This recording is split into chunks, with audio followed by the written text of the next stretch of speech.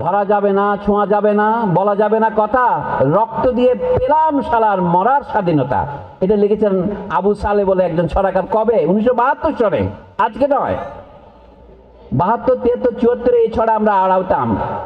ধরা যাবে না, ছোঁয়া যাবে না, বলা যাবে না কথা, রক্ত দিয়ে পেলাম শালার মরার স্বাধীনতা। উনি এখনো বেঁচে আছেন, আবু সালে সাহেব। উনি জাতীয় গণগ্রন্থাগার অধিদপ্তরের মহাপরিচালক ছিলেন, কিন্তু পরে একসময় আহত হয়ে, খন্দকার মোশতাকের সময়ে বোমায় আহত হয়ে তিনি এখনো পঙ্গু অবস্থায় কালাতিপাত করছেন, বয়স 80-র কাছাকাছি। আমি এই কথাটাই বলছি, বর্তমানে আমরা মরার স্বাধীনতা পেয়েছি, অন্য কোনো স্বাধীনতা পেয়েছি কিনা চিন্তা করে দেখেন।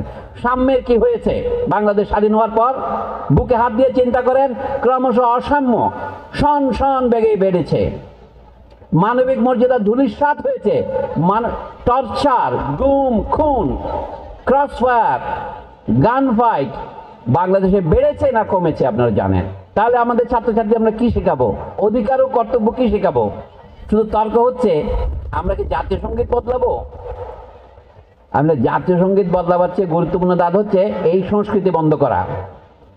বিনা বিচারে, সে যদি আপনার পরম শত্রু হয় তাকে বিচার করেন। যেটাকে এখন মব জাস্টিস বলা হচ্ছে, এটাও কিন্তু ন্যায়ের বিরোধী। যে কোনো লোককে যে অপরাধ করেছে তাকে গ্রেপ্তার করুন, তাকে বিচারের সোপর্দ করুন এবং তাকে যথাযথ প্রক্রিয়া বিচার করে দোষীকে শাস্তি দিন। নির্দোষ লোকদের 133 জন 537 জনের আসামি করে হত্যা মামলা করবেন না। তাহলে আপনি আবারও শহীদ ছাত্রদের রক্তের সাথে বিশ্বাসঘাতকতা করবেন যদি আপনি নির্দোষকে শাস্তি দেন এবং দোষীকে ছেড়ে দেন। এই সংস্কৃতির কিছু কিছু শুরু হয়েছে। শুধু বলি, আমি বললে আপনারা কেউ বিশ্বাস করবেন না, আমার কোনো ক্ষমতা নাই, আমার কথা কেউ শুনবেও না। এই যে কিন্ডারগার্টেন ইংরেজি মিডিয়ামে করছেন, মাতৃভাষায় বাদ দিয়ে করছেন, দেশে বাঙালি ছাড়া অন্যান্য মানুষজন আছে।